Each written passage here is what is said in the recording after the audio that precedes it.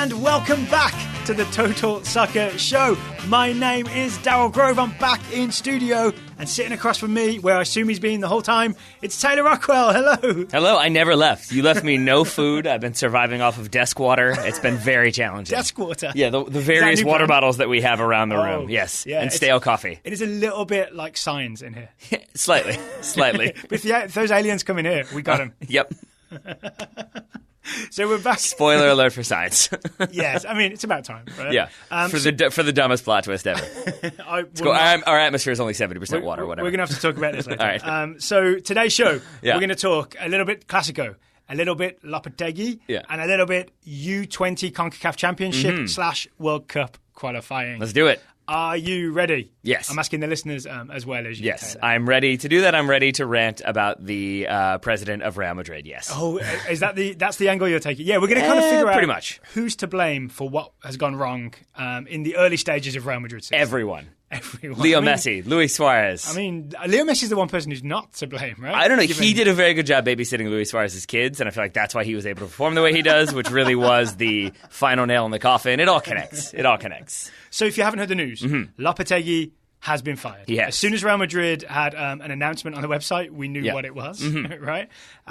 Let's talk about the game that sort of got him fired, but was really just the final nail in the coffin. Yeah, right? I mean, and you're not wrong, because what I read after the firing was that reports indicate that he was maybe actually fired October 6th, but they wanted to build the PR campaign and kind of leak a bunch of stuff, but that they had made the decision that long ago, and they were just sort of looking at options up until this point. Really? And then the situation... Was October 6th the Alaves game? That sounds familiar. That late winner from a corner kick. Okay. Yeah, I think that came from the Nando Vila article from The Athletic. More on that later on. Interesting. But for now, yes. So he is definitely gone, but it seems like the Clasico was the final thing that just could not stand. Okay, so before we do a full retrospective on Lopetegui at Real Madrid, a very short... It will last roughly as long as his tenure. Yeah, a very short show coming to a gallery near you. Let's start with the actual game. Sure.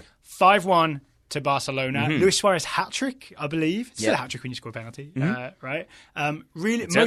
Really good performance without Leo Messi. We had a Ronaldo-less, Messi-less Clasico, and it turns out you can still have a really good Clasico without those two. You sure can. I did enjoy Lopetegui in the immediate aftermath of the result, saying, like, well, we had a lot of injuries to deal with, and it was a big problem, and sort of the natural response to that was, Leo Messi didn't play due to injury, right? Like, it was both sides. Well, wait, let's back up to that then. I know Ronaldo's gone. Yep. Lopetegui says we have a lot of injuries, but it was the classic Madrid midfield, right? It was Casemiro, Modric, Toni Kroos. It's a front three of Isco, Bale, and Benzema.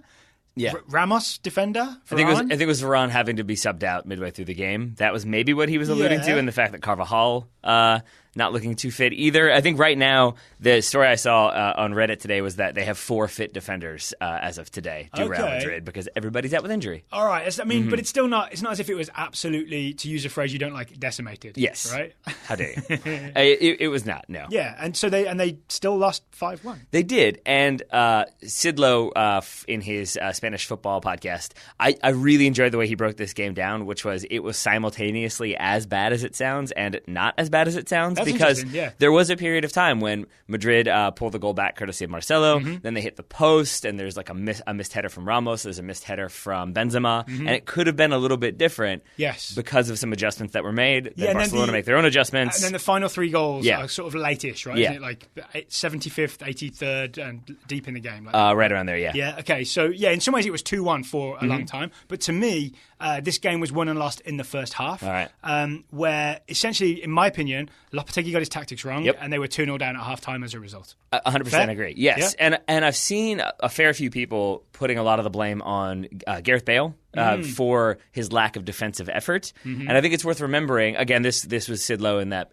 podcast pointing out that like that's not what Madrid have ever asked their attacking players to do is track back aggressively. Yeah, so I think that's exactly right. And I also think that is exactly the tactical thing I'm getting at, right? Which is you look at this on the screen, 4-3-3 versus 4-3-3.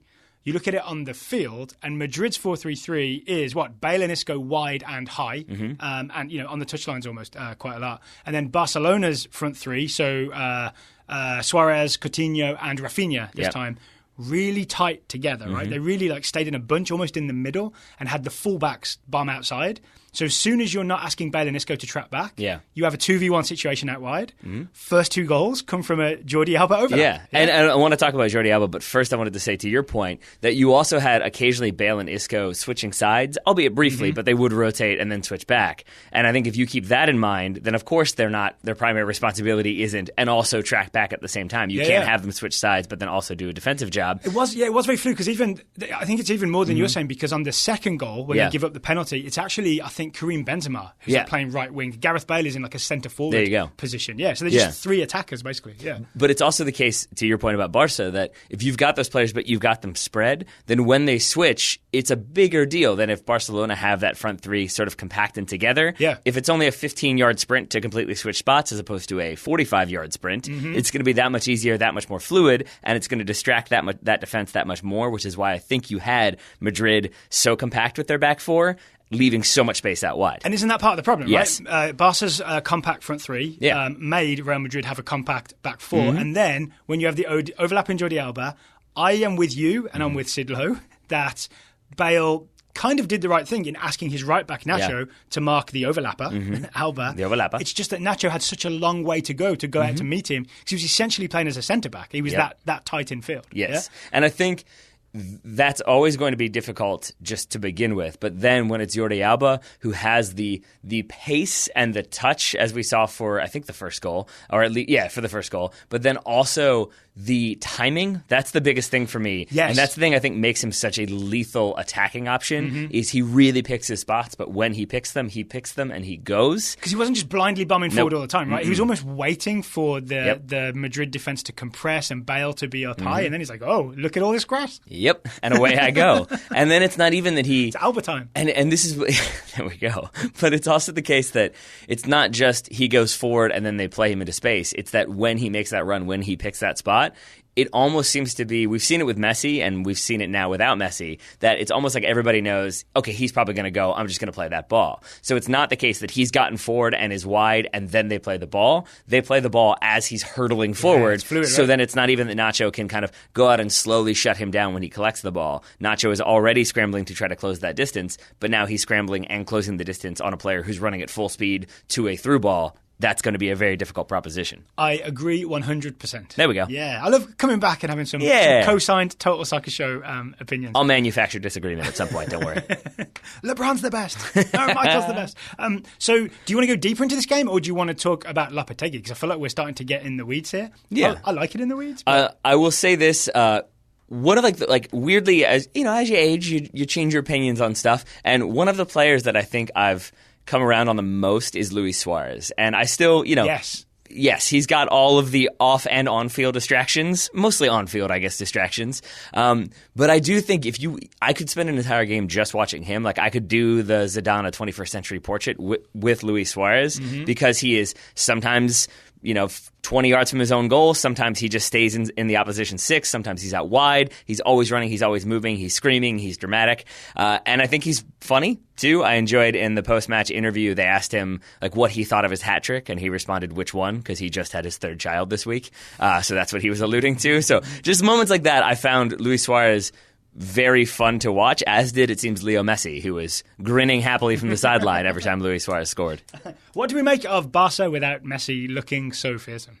I mean, not surprising, I guess, given the way they play, that it does feel like everybody is sort of trained to play the way they're supposed to play. It's not a huge difference in this guy does this, but this guy's going to do this a little bit differently. We talked previously about maybe the timing of the decisions, that maybe when it's Ousmane Dembele, it's a second or two slower sometimes, but it felt like they had elevated their game accordingly. I thought Dembele was great when he came on. He was, right? He ran at people. I think the game had opened up, and that's his time to shine, right? He's terrifying because he can go left, he can go right. You don't know which way to show him, because whichever way you show him, he's going to go around you. Yeah, and I think, and then credit on the other side credit to Valverde for, on the other side, getting rid of, I think Rafinha made way. He moved Sergio Roberto forward. Semedo came in and played right back, and I think that was really important too, because Madrid, with the shift that they had, they went to wing-backs at half-time, right? I think Barcelona just being a bit more direct with Sergio Roberto dribbling at people, but also just playing smart balls and not really thinking too much about it. That third Suarez goal, the header,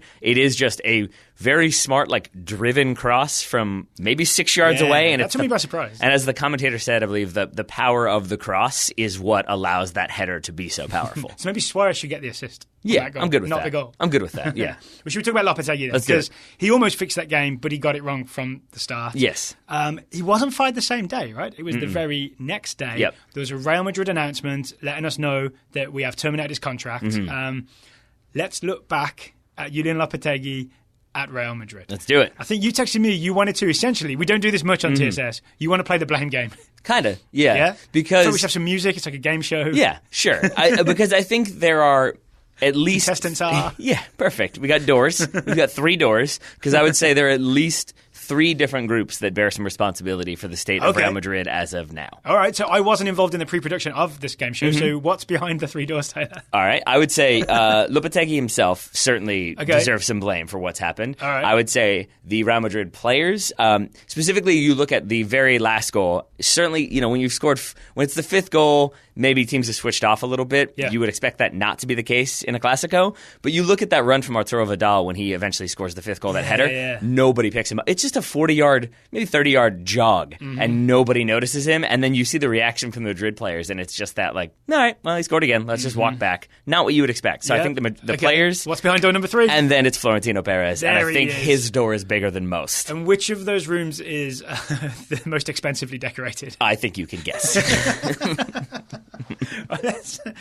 Since you went big on Florentino Perez, let's start with him. Like, sure. Why do you think blame lies with him? Sure. I think it starts going back to when... For those who don't know, Real Madrid president. Yes. Yeah. And it goes back to when they initially announced Lopetegui. Rory Smith, writing for the New York Times, I think today or yesterday, had a very good article that sort of broke down some of the history of Lopetegui's tenure and then what's happened since, or Rory what's Smith, happened... Yeah. Always worth one of your free New York Times articles. Agreed, and that's what I used. And his argument was that basically Lopetegui announced 3 days before the start of the World Cup, it eventually necessitates or requires or forces Spain to fire him as the national team manager. I remember the summer. Yeah, Hierro steps in. And the argument Rory Smith made was that basically Perez wanted that announcement public, even though Lopetegui asked him not to make it public because it would be a distraction, which it was. But Perez wanted it known because he was worried that maybe Lopetegui wasn't going to do a very good job and maybe Spain wouldn't look that good in the World Cup. And then suddenly, say Spain don't make it out of the group or crash out in the round of 16 as they did,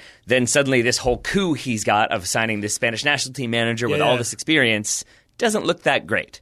So, does Rory Smith know that, or is he speculating? I don't know. He stated it more factually, in my opinion, than he did say, and it's possible, and it makes sense that. It was much more, this is what he was thinking. And I think his argument was also that maybe Lopetegui himself wasn't so sure that he was ready to take over a ship the size of Real Madrid, but he did anyway. And so it starts there, that it's Perez essentially forcing a decision through, not really listening to common sense arguments, and then really, even knowing that maybe it might not work, still disregarding that and pushing forward. Then you look at what happens after that when Cristiano Ronaldo was sold a few weeks later. Lopetegui's father has come out and said, like, my son didn't have 50 goals to work with. You can't really blame him.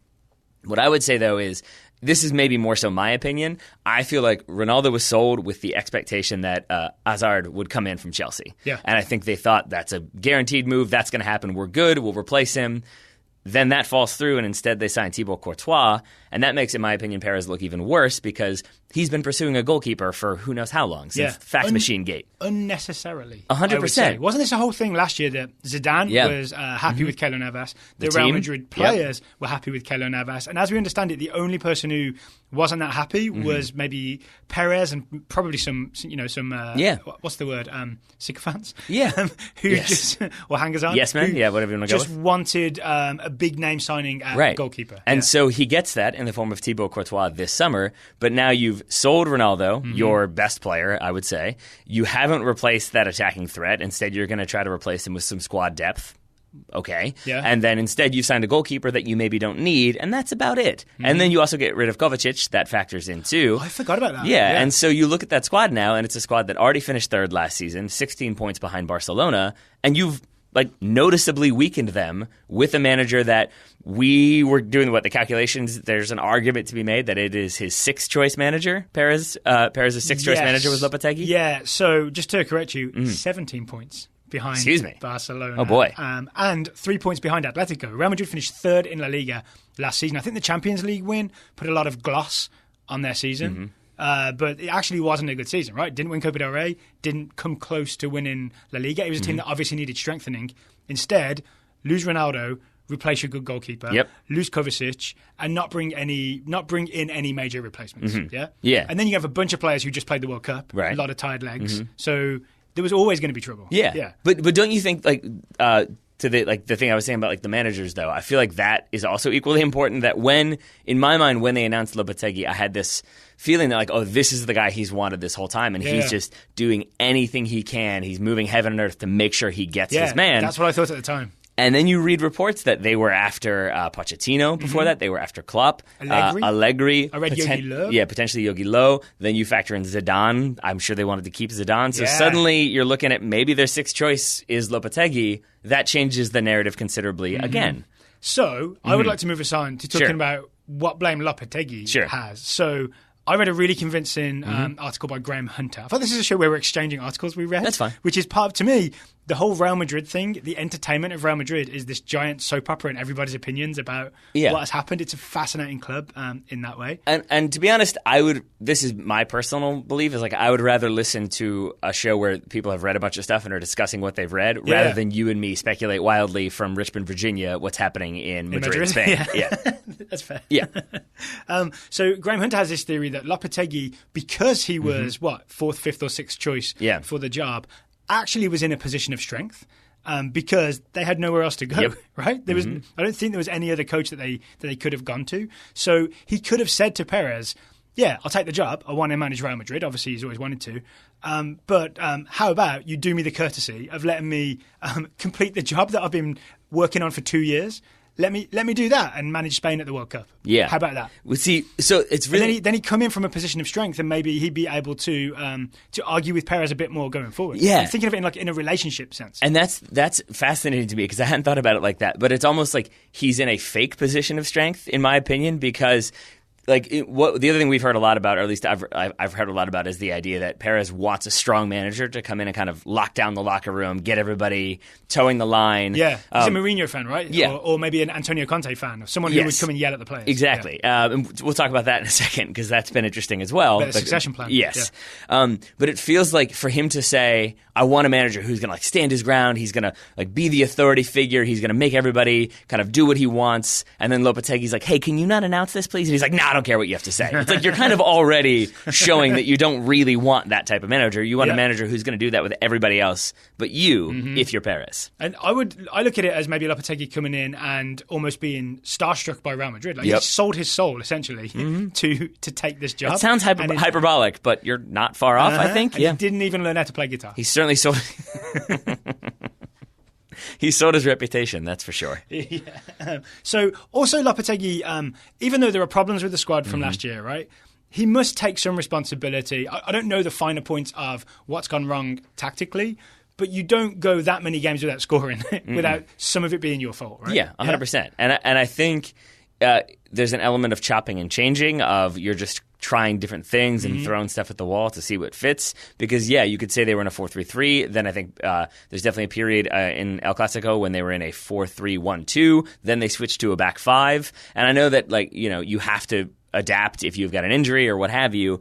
But it still is the case that it felt like you could ask him now, what is his best 11 in formation? And he maybe could give you the 11 names that you would expect from Madrid, but I don't think he would say it with confidence, and I don't think he would be able to articulate a game plan that makes consistent sense. I also wonder, in hindsight, whether he possessed enough authority to impose the style of soccer he wants to see on that Real Madrid team. Yeah. When you look at the Spain team, which actually had a lot of Madrid players in it, that Lopetegui managed from 2016 to 2018, so all the bit in between where there was no tournament, they had a kind of pressing style, right? I didn't see much pressing from Real Madrid this first half of... So admittedly, I didn't see every game, but I didn't see it like a Lopetegui ball, right? Yeah. Julian ball or anything like that was implemented at Real Madrid. It was more like he just went in there and just tried to ask his star players to get the job done. Yeah. I mean, and that is where you look at the firing announcement, and it was essentially like paraphrasing. It was very brief, so I'm already paraphrasing a brief statement, but it was like when you look at the history of Madrid and the standards that we aim for, and the fact that there are like eight nominees for this year's Ballon d'Or, we're not where we should be, or what have you.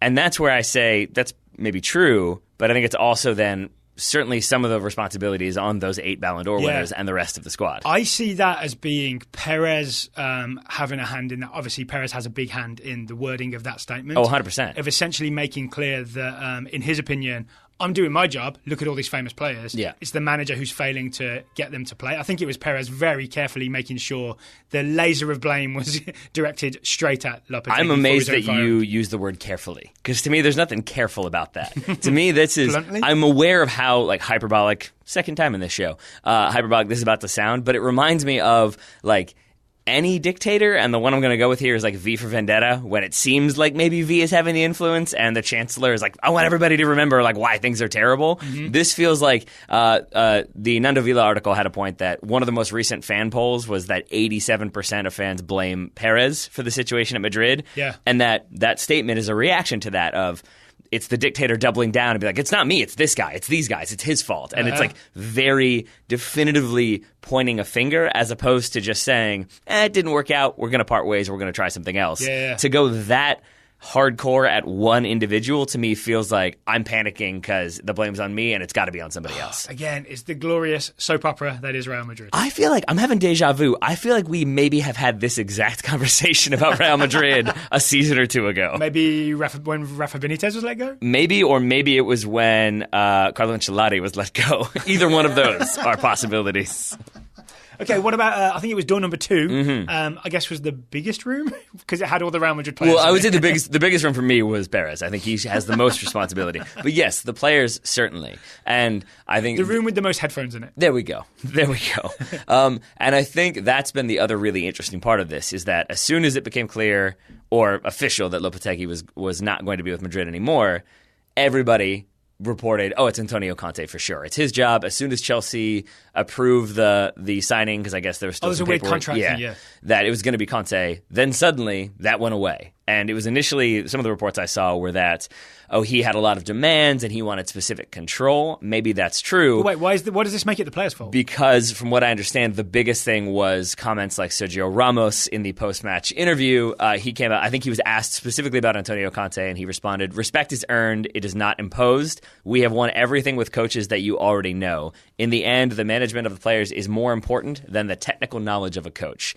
Basically implying that he doesn't, not even implying, just straight up saying, he doesn't want a Mourinho. He doesn't want a heavy hand. That's exactly what Antonio Conte is. And I think that was basically him publicly saying, I'm not playing for a coach who's going to make me do things I don't want to do. But then is he accidentally then revealing that the players had too much power and it's partly their fault that all these results didn't go their way? Yep, pretty much. I mean, again, it depends on perspective, because I think he would say, no, we were at our best when Zidane and Carlo Ancelotti were kind of giving us not necessarily free reign, but a more relaxed approach. There's a term for it that's like using your left hand instead of your right hand in Spain, and that it's much more like, you guys can do what you want, but as long as you respect the game plan and show up on time, I guess it's all going to be okay. And I think he was saying that's when we flourish, when you respect the locker room. If you come in and try to tell us all what to do, it's going to be a problem. Right, but this is about the problem that would arise if it was a Conte or a Mourinho or a disciplinarian appointment. What about what's happened in the past couple of months? But I think that's also representative of the fact that it is the sort of players, in my opinion,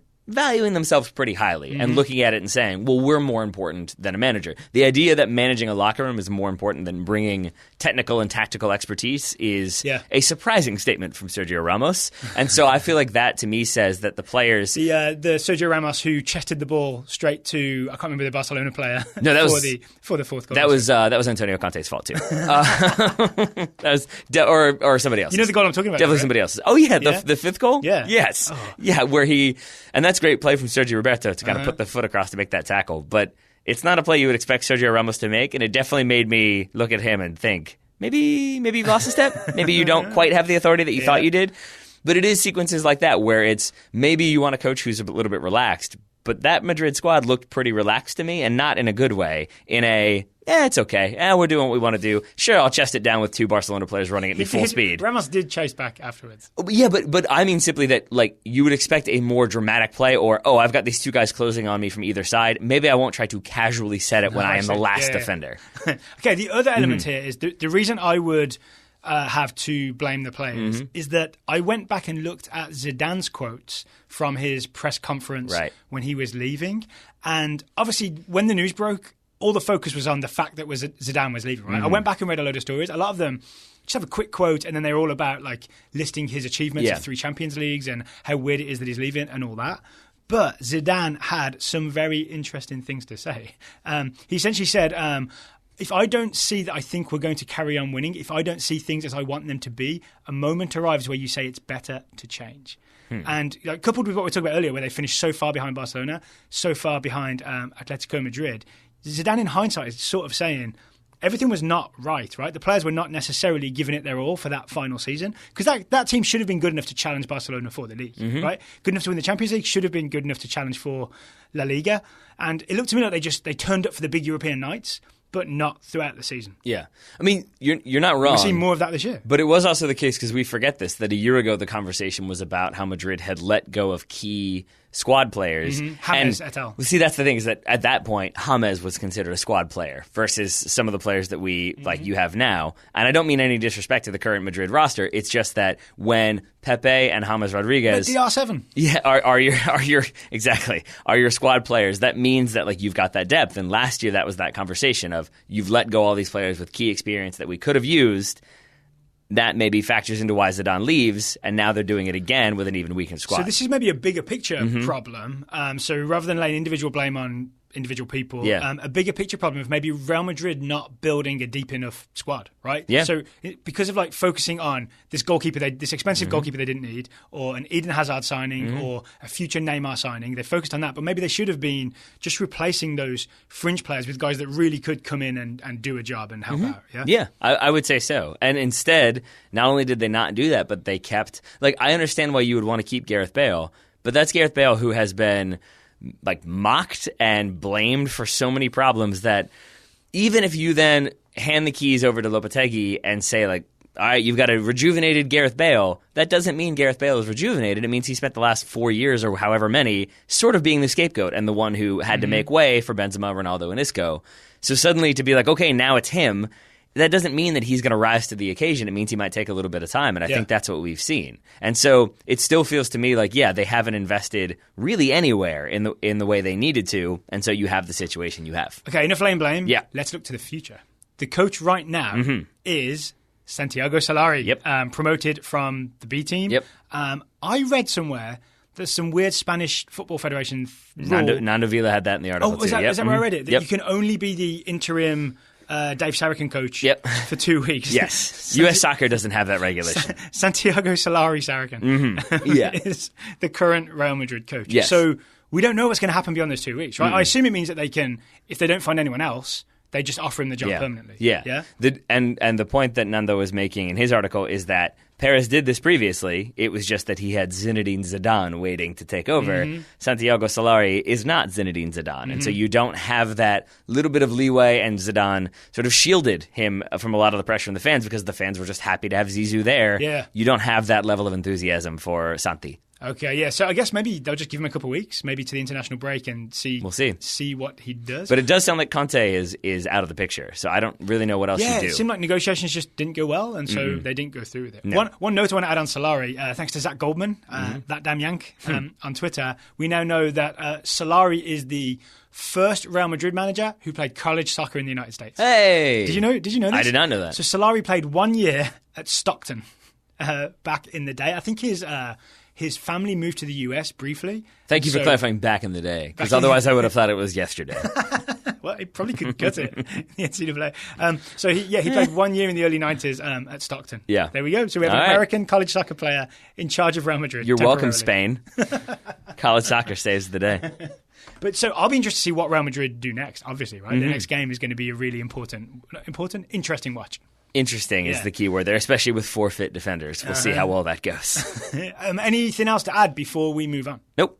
I think we've covered all of what I wanted to talk about with Real Madrid, but I'm sure there'll be more to talk about as we get more names linked with that job. Tune in next week for the next thrilling installment of Real Madrid. Jose Mourinho would do a great job. That's all I'm saying. You're trying to palm him off. What? No. Yes. Today's show, for the final time in October, is sponsored by The Athletic. Yeah, it is. So we've already mentioned the Nando Villa The assassination of Julien Lopetegui by the coward Florentino Perez. Yes, we have mentioned that one. By the way, that is a great it is. Great headline. Yep. I really like that. So yeah, that is definitely worth reading. There's also a lot of US-focused stuff there sure is. in there. There's a Portenorio article. I don't know if he was breaking news here. I can't remember if it was breaking news or just reporting about how MLS might be getting rid of the geographical restrictions on development academies and the homegrown player stuff. Yeah, that's going to be interesting. I mean, you said that like you were skeptical. No, it's just more so I'm curious to see how quickly they reinstitute those if they take them away. Why? Because I feel like certain clubs maybe get a little bit complacent with like, nobody else can come in our territory, whatever, we'll find these players when we find them. Yeah. And I think other clubs have much more of a stated emphasis on finding those gems and developing them. Mm-hmm. And so I think as soon as you start having some clubs get players snaked from their territory and appear for other teams, you're going to see those franchises start to complain. Oh, okay. Yeah. That's interesting. Mm-hmm. Without naming names. I actually don't know who you're referring to, but it's going to be interesting.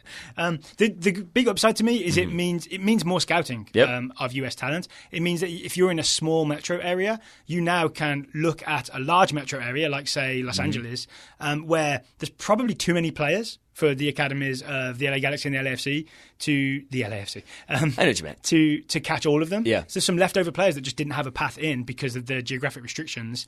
Now they can go play for Portland. Yeah. And I think if you're MLS... Move, but, you know. Yeah, a little bit. I think if you're MLS, it also makes sense from a perspective of... You have, like, say, Josh Sargent, for example, who maybe didn't feel the connection to Sporting KC, but he would have had to play for them because that's how it works. Yeah. Suddenly, he's from St. Louis, right? He's development academy was in St. Louis. Exactly. Yeah. So maybe now, if there's a little bit more player freedom to choose who they want to play if they're recruited by a couple different franchises, then maybe that keeps them playing in Major League Soccer as opposed to looking for options abroad. Yeah. Anything else you've read on The Athletic recently that you want to? Yeah, I think while we're talking scouting, Christian Dyer had a good one titled USMNT Search for Dual Nationals Continues with 2 U.S.-born European-based players. Those would be Theosin Jordan Sibachu, which I believe he goes by Jordi, and then Kik Piri, who we've talked about previously on this show, I believe. Yep. Well, American, but playing in the Netherlands. Dutch-American. Yeah, exactly. And I found this interesting, specifically the Piri one, because both of these players have been linked with the U.S. in the past. Brian Sciaretta did an interview with Jordi about playing for the U.S., and the feeling, I believe, at the time was, well, we'll see if France or the Netherlands, respectively, want us, and then we'll see where it goes. And this felt like a little bit of an element of U.S. soccer wanting everybody to wanting to remind everybody, hey, we're doing stuff. Like Ernie Stewart played in the Netherlands, like a director in the Netherlands. He's got connections. He's talking to people. Is this working for you? You got time for a quick rant? Sure. So I would much rather the U.S. focused on going on the charm offensive to dual nationals who live in the United States, guys like Efra Alvarez, for example, Mexican-American, rather than making overtures to guys who are living in Europe and have been through the youth systems of European teams like Perry and Sibachu. Is that what a rant sounds like from you? I mean, yeah. It's a very that was the rant. smiliest, friendliest rant I've ever heard. And I feel but you get what I'm saying? Like, you're going after someone who is maybe... I mean, I know you can't put numbers on it, but if you're like born and raised in the Netherlands, in the Netherlands youth system, but you've got some American connection, you're like maybe 25% American and feel like 75% Dutch.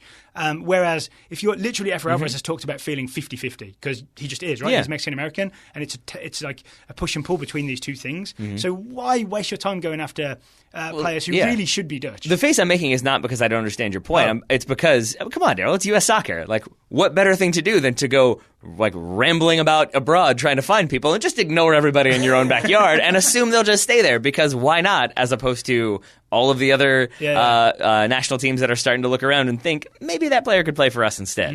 I think I saw a story, maybe we talked about this, about Peru are starting to look a bit more intently at American shores for Peruvian American players. Yeah. I think it's not just the Mexican national team that are starting to look at dual nationals. So maybe maybe U.S. soccer should pay a bit more attention there. All right, hopefully they will. Maybe my my impassioned rant will change their mind. No, maybe it will, but it has. It was a towering piece of oratory. It was beautiful, but it has brought about a little bit of panic for me, which is appropriate because the other one to talk about would be the MLS Cup panic rankings by Adam Snavely. Yes. Always great. He's brought them to the domestic side for this one, and I did love this because it, without spoiling much, it legitimately made me want to see Peter Vermees and Bob Bradley fight. That's alluded to.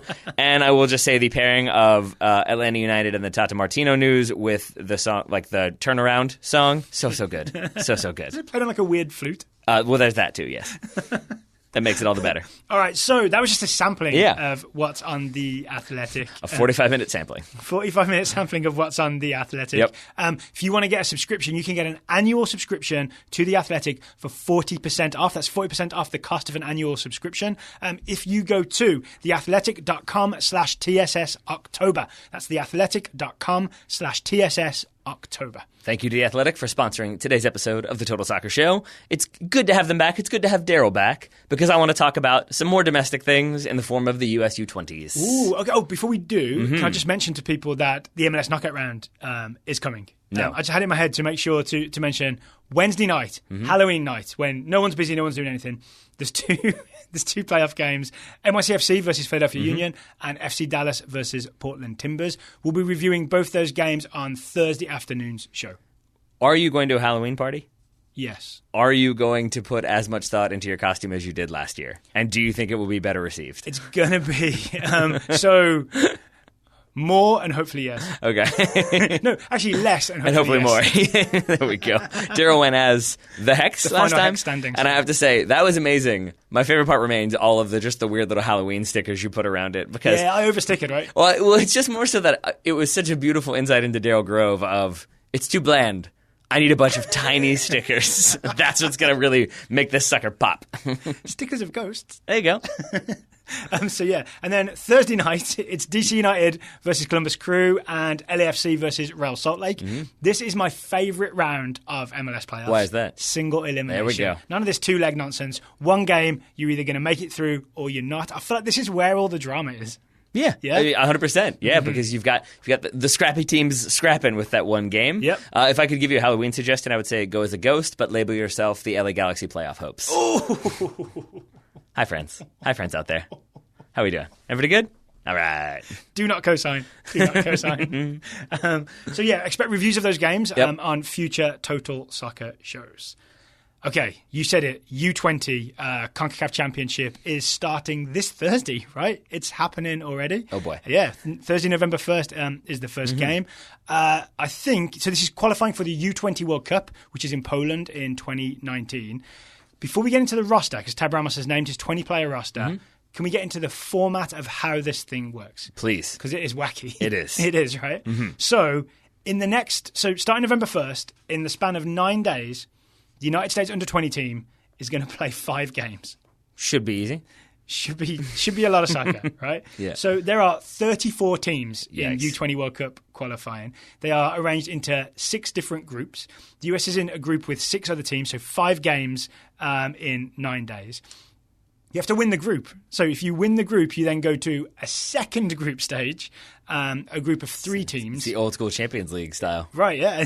When they're trying to squeeze as much money as possible. Yeah. You get to a second group stage of 3 teams. All you got to do is finish in the top 2 of that 3-team group to qualify for the World Cup. Yeah. Then you have to win the joust and you have to win the coin flip best 4 out of 7, I think it is, right? Yeah. Is that how it works? Okay. Yeah. Then you have to complete the, American Ninja obstacle course? Well, yeah, of course. That goes without saying, Daryl. Come on. And then just to reiterate, you said it before, but one more time, if you're new to soccer and you have this idea of like, oh, there's a qualifying tournament, it works the same way that qualifying for, say, the Women's World Cup works, where you have your regional competition, and if you win that or finish in the top 2 or 4 or what have you, then you go. All right, so as we said, for the group stage, 5 games in 9 days and only a 20-player roster. The good news is it's not too strong of an opposition, right? It's in chronological order: Puerto Rico, the U.S. Virgin Islands, Trinidad and Tobago, which is the tough game, I think. I've heard of them. St. Vincent and the Grenadines, and Suriname. Yes. Yeah.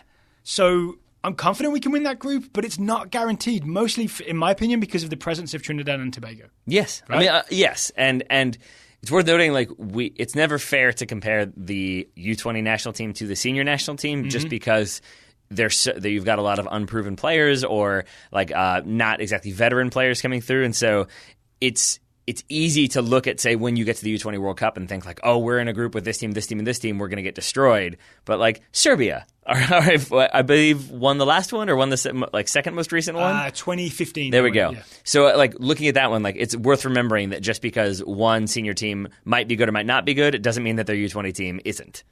But I would bet good money that Puerto Rico, US Virgin Islands, St. Vincent and the Grenadines, and Suriname are U20 teams that the US could handle. I mean, we'll see. We'll see. We'll see. But yes, I am being deliberately difficult. Yes, I would say so too. Yes. And then let's get to the roster, because this is a tough time it's a tough calendar time to pick a strong roster, because teams don't have to release their players for any of it.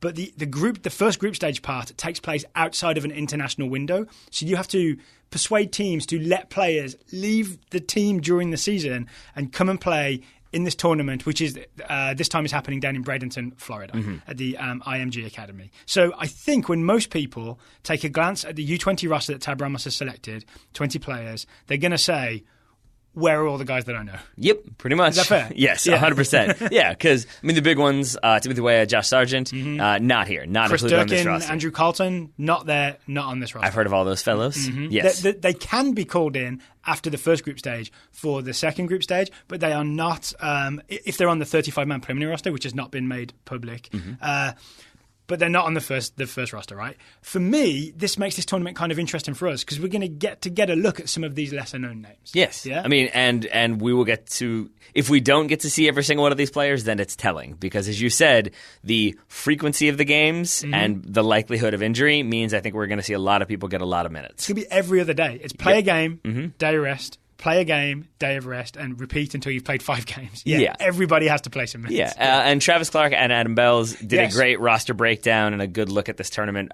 from a U.S. perspective on this week's episode of the Top Drawer Soccer Show, which is already out. Edited by Mr. Tyler Rockwell. It was indeed. And one of the things I would point to as being a slight concern for me would be Mark McKenzie. And I know that you and Adam also talked about him, I do believe. Yeah, okay. So Mark McKenzie, if you're a Philly fan, you'll be very aware of him. He is a 19-year-old who's been playing a lot of minutes in Major League Soccer at centre-back for Philadelphia Union. He's one of the few actual centre-backs on this roster. Actually, to my mind, there's only 2 actual centre-backs. You are correct. McKenzie and Sam Rogers of Seattle Sounders 2. All the other guys who can play centre-back, like, say, Jalen Lindsay and Julian Araujo, are actually fullbacks who can play centre-back. But then McKenzie has a playoff game on Halloween night. Yep. Right? Yeah. He has a playoff game October 31st, and then the first US game is November 1st. He can't play in both. We probably could find it if we did some hardcore research. I would love to know where he is right now. Is he in Florida or is he in the Northeast? I mean, I would assume he's in the Northeast. Right? That would be my guess. MLS playoffs. Yeah, I think so, because that would be the priority. And I think, as you said, if you're not compelled to release your players, if you're an MLS franchise, then why would you get rid of a player you might need for a playoff game you have to win? So is this Tab Ramos... Has he gone crazy? What's happening? I think what you all said on the show, you and Adam, I believe it was you and Adam said, like, maybe he's just he's just hoping that maybe they don't go that far. Yeah, but with so few centre-backs, right? So, or then does Tab Ramos just back this team to, like, have some fullbacks play centre-back and it'll be fine anyway? That's the answer. Yeah. Is there a level of arrogance there that we should be concerned about? Or again, it's US soccer we're talking about. Or do we trust that Tab Ramos, I don't know the answers to these questions, but do we trust that Tab Ramos understands U20 qualifying so well that that he's made the right call here? Yeah, sure, that sounds good. Let's go with that. I mean, I honestly don't know. I would guess that, as you said, the majority of the teams in this group you would look at and think, maybe we should have more of the ball and we should be focusing on attacking and how we're going to play against a bunkered team, and maybe you're not so concerned about your center backs. So if there's a fullback who's good with the ball, then it's great. They can play center back and it just gives us more more attacking options or more people who are comfortable. Well, that certainly. Passes. But I'm also saying that like if you're playing a team that if you and I are playing a team that we expect, like our team expects to beat 5-0, and we know then that they're going to be ultra defensive, we're probably not so concerned about what center backs what are they going to do and how are they going to defend as much as we are how are we going to find openings and opportunities and get goals against a team that's going to be ultra defensive. Yeah, okay. So I think maybe that's what he's looking at is I want McKenzie when I can get him.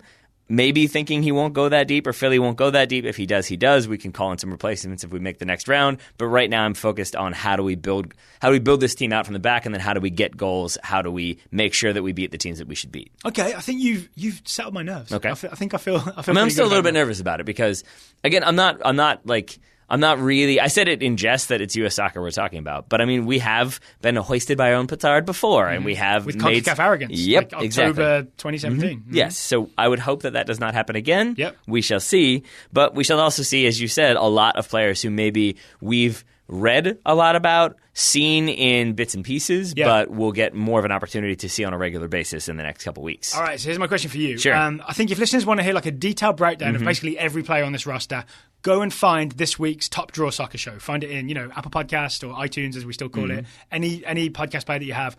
Go subscribe, go listen to it. It's a really good episode of the Top Draw Soccer Show. Also, my episode last week with Don Hughes I thought was pretty good. All about futsal. Go find that as well. Dan was good. I was a good teammate. Hi, Danny. So I had my foot on top of the microphone the whole time, so I was doing it right.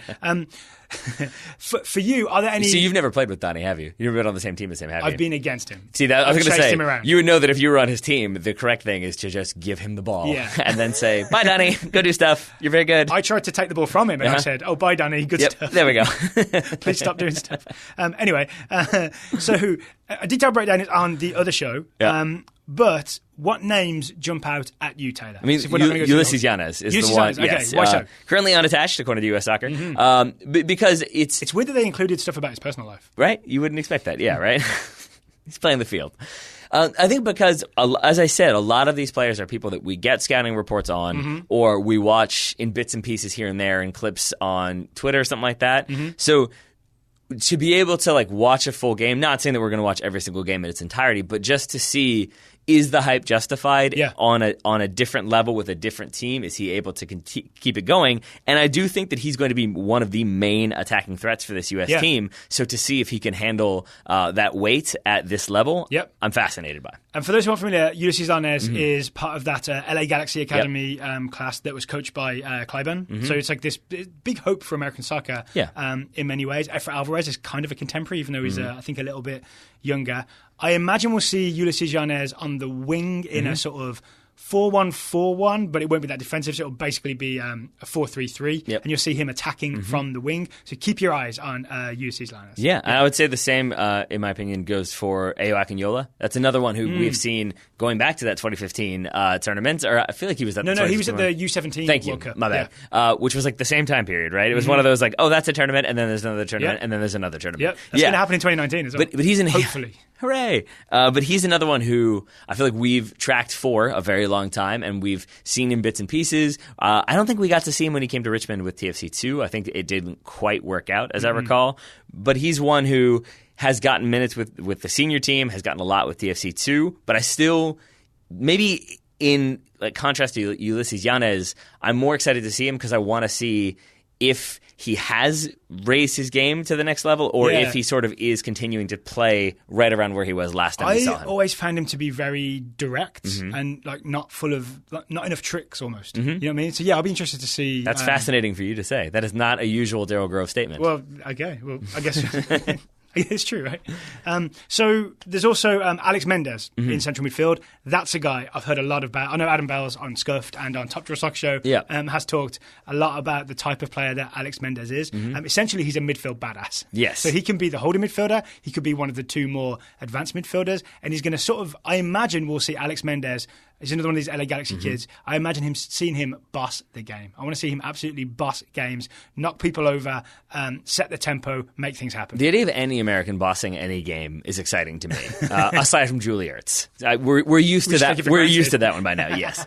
Speaking of Alex Mendez, though, we did get a few reports on some of these individuals. Russell Varner sent us a scouting report on Alex Mendez, 18-year-old American midfielder for SC Freiburg. Obviously, he was named to the U20 squad, as we've already said. Mendez took to social media to announce that he had signed with SC Freiburg. That announcement came on the heels of being included in this squad. And as we said, with the lack of Carlton, Sebastian Soto, Josh Sargent, Timothy Weah, it seems like we're going to be seeing Alex Mendez doing a lot of the creating for this team. All right. Do you want to go through the rest of the U20 reports then? Yeah, let's do it. We got on from Paul Braff about Anthony Fontana, who is also on this roster.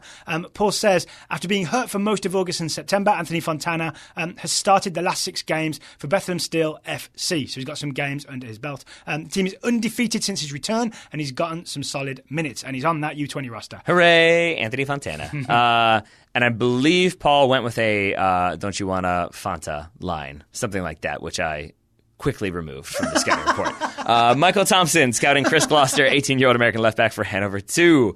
As expected, you could probably guess, he was included on this roster, which should be good for Chris Gloucester, as he has, I believe I just said he was included on this Gloucester. Hooray for me.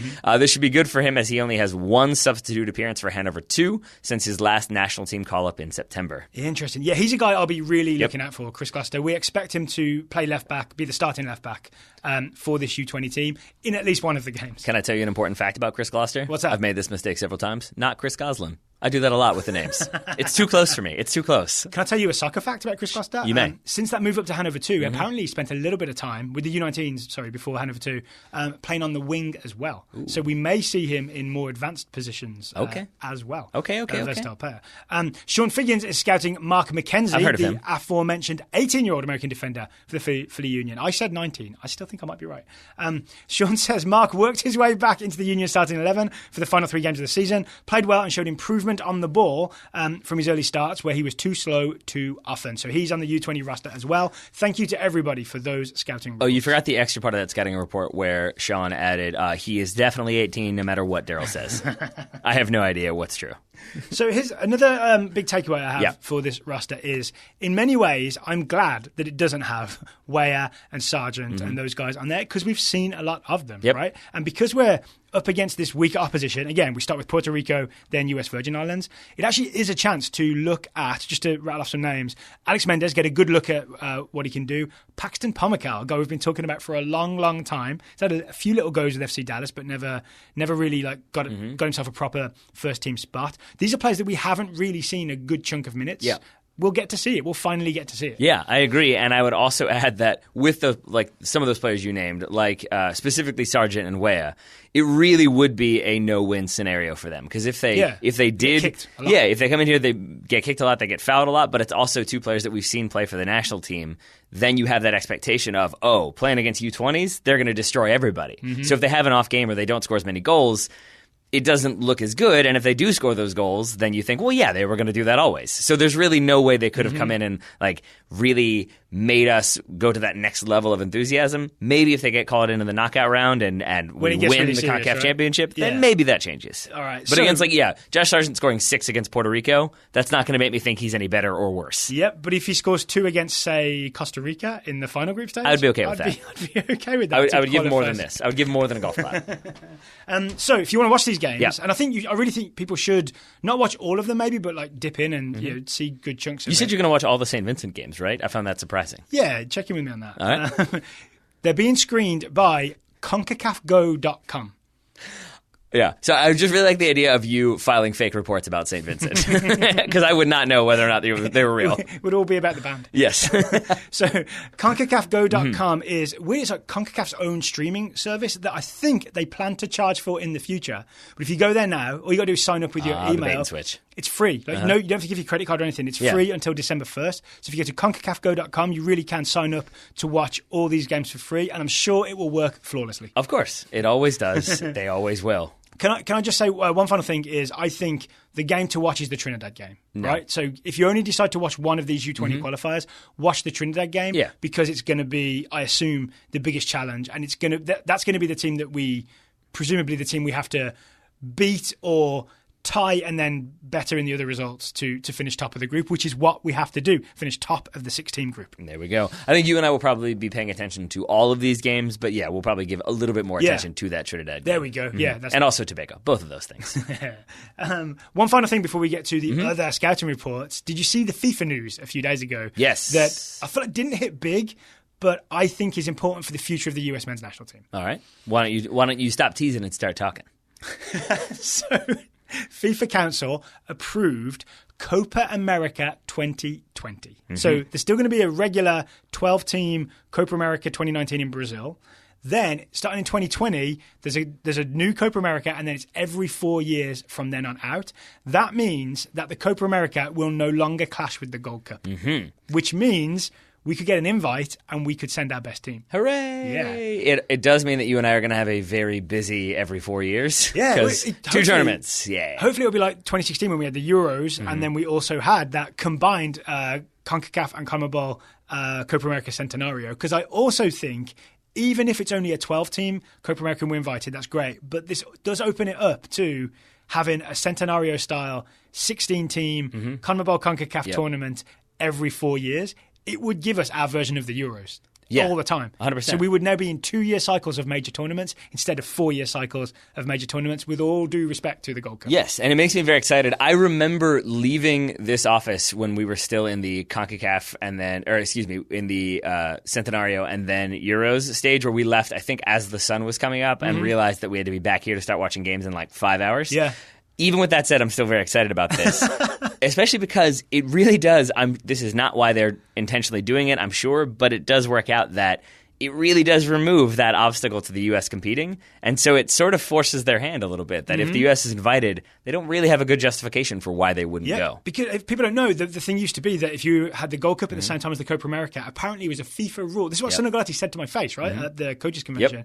It's a FIFA rule that you have to send your strongest squad. I mean, I made that more dramatic than it needed to be. Hey, at least he answered your question. He did, right? No such luck for George. You have to send your strongest squad to your local tournament, right? So the US always would have had to send its best team to the Gold Cup and then a B team to the Copa America, which we've done before, and it hasn't gone well, right? Not so much. We did it in 2007 as well. It did not go so well. Let's not speak of it. So that obstacle is absolutely removed. Yeah. This is possibly huge for the US men's national team. Yes. Spread the word. So we're still going to have Gold Cups. We're still going to have theoretically, possibly, maybe Copa America, and then theoretically, possibly, maybe the World Cup too. Yeah. Busy summers. Yes, busy summers. Busy summers. Throw in a Confederations Cup too while you're at it. Why not? I doubt we ever see one again. Oh. Yeah. Wait, you mean because you don't think the tournament will exist, or because we'll never get past Mexico? Yes. Okay.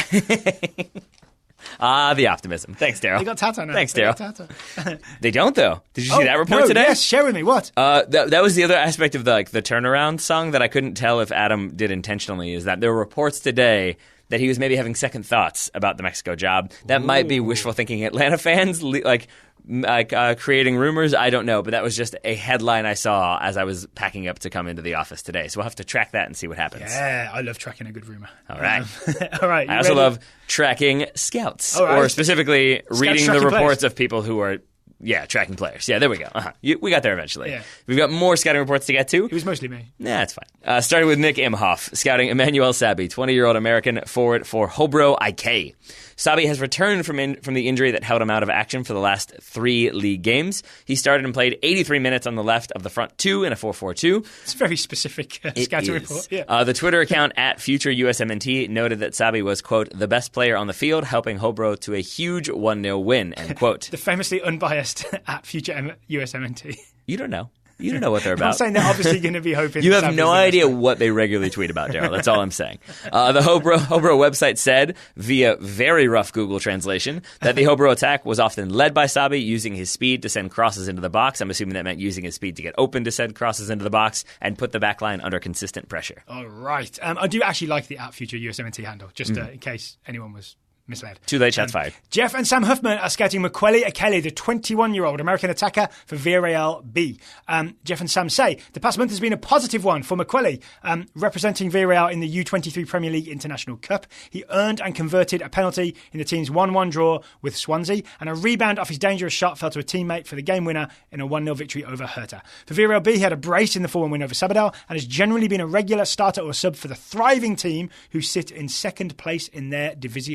Here we go. I have to say, this might be the most positive scouting reports we've gotten in one consistent reporting segment. I think we've only got two slightly negative. Maybe tell your face. All right, maybe I will. Serious face. Ian Schenk, scouting Fernando Arce Jr., 21-year-old American midfielder on loan at Dorados de Sinaloa from Club Tijuana. Fernando Arce's rise under Diego Maradona continued this weekend. I love that Arce being under Maradona gives us a chance to talk about Maradona in the Scouting Network. Also, and speaking of which, happy birthday, Diego Maradona. I think I do not like you. He played the full 90 in the midfield and notched the game-winning goal just before halftime against TMFC. Arce drifted off his marker on a Dorados corner and headed into the far corner to score his first goal of the Apertura. Steve Renard is scouting Yuri Tielemans, the 21-year-old Belgian midfielder for AS Monaco. After spending the international break with Belgium, I love this report. Tielemans returned to his club side, now under new management, Thierry Henry, yep. To score the consolation goal from the spot in a 2-1 loss to Strasbourg. Unless one is looking for a clinic on poor defence, worse goalkeeping, and how to get dumb red cards from Monaco, I would not bother watching the highlights. Though the tandem slide tackle from Strasbourg defenders that leads to the penalty kick is well worth a look. Trust me, I'm on it. I'm going to go watch that. It is legit like Glitch in the Matrix style. It is strangely... It's like an identical... It's like two players coming in from the same direction, and the final replay of it, if you can find it on YouTube, the highlights, they both just come sliding into frame in just the exact same way. It is truly majestic and magisterial, to steal a word from Ray Hudson. Enough to make Trinity worried. Yes, exactly. There we go. Good stuff, Daryl. Manny Alcantara scouting Junior Firpo, 22-year-old Spanish left-back for Real Betis. So we had a change in nationality. We have indeed. He is now no longer Dominican Republic eligible. Firpo made his Europa League debut last Thursday, playing the full 90 against AC Milan. Junior played well and contributed an MLS assist in Real Betis' first goal of the game, which they ended up winning 2-1. Ryan Marzak is scouting Pione Sisto, the 23-year-old Danish attacker for Celta Vigo. Pione Sisto continues not to have the chance to assist for Celta Vigo. 5 of his last 6 appearances have been substitute appearances of 45 minutes or less. Ryan speculates that Sisto's grueling schedule last season and then the World Cup this summer could be playing a role in his form this season. I want to call him now Pione Sitso. Oh, that's terrific. I'm happy that I mean that sincerely, by the way. I'm happy the time in the sauna didn't shrink your brain or anything. That's good. I didn't turn it on. You didn't? No. What's the point then? Sweaty podcasting. Guy Yedweb scouting Serge Gnabry, 23-year-old German winger for Bayern Munich. This is a long one, but a good one. Okay, Gnabry, I'll sit comfortably. All right, Gnabry got his second and third starts against AEK Athens and Mainz, and with more time, Guy is able to see why Gnabry hasn't had the impact with Bayern that he had with Hoffenheim and Bremen. At Bayern, like at Arsenal, Gnabry is being asked to stay wider in the attack and target the box for crosses, and his crosses don't look as focused as they need to be. At Hoffenheim and Werder, he was typically running at the goal directly himself. That said, he was more involved in the AEK game, and afterwards when he was asked about starting while Thomas Muller sat on the bench, he responded, "When I don't start, a top-class player is also sitting on the bench." Well said, Serge Gnabry. Like next to him? Andrew Eggleton. Shots fired from Daryl Grove. I like his confidence. Andrew Eggleton is scouting Ollie McBurney, the 22-year-old Scottish striker for Swansea. Andrew says Ollie McBurney is up to 6 goals and 2 assists in 15 games after scoring 2 in Swansea's 2-0 win against Reading. The first was from a penalty and the second was the culmination of great build-up play by Swansea, who are really something to watch this season. Ollie needs to be a bit more clinical in front of goal, but his work rate after the ball creates a ton of chances for the team. He also was a late sub and then started in Scotland's 2 games during the international break. Go on, you unicorns. Unicorns? Oh, Scotland. Yeah. I wish that's what they were called. Maybe we can get that started. That was more of a pigeon, wasn't it? I don't know. Is that a good unicorn? I don't know what they make. I've never heard one. All right. It wasn't quite as beautiful as I think it needs to be. I'll work on it. Needs more magic. Certainly not a pigeon. Thank you to everybody for the scouting reports. They sound like baby Chewbacca. So thank you to everybody for the scouting reports. If you'd like to support the show, please go to totalsoccershow.com/join. or subscribe to The Athletic, theathletic.com/TSS October. See how I just kept going. I'm a pro. You're used to my nonsense. Taylor Rockwell, thank you for taking the time to talk to me today. Right back at you, buddy. Listeners, thank you for listening. On Wednesday, should have a new show for you. The plan is to talk to Adam Whittaker-Snavely of Panic Rankings fame, not necessarily about Panic Rankings, but about Borussia Dortmund. We're going to check in on what's happening at Borussia Dortmund. Jadon Sancho versus Christian Pulisic. Oh boy. Yeah. It's going better for Sancho right now. I'll say that. I mean, I don't know. We don't know. Yeah, you're right. I have no way to say this other than that you're absolutely right. He scored 2 goals at the weekend. Pulisic could do that if he wanted to. It's not all about scoring goals, Daryl. Sometimes it's about making 28-minute appearances here and there. Listeners, thank you for listening, and we will talk to you again tomorrow.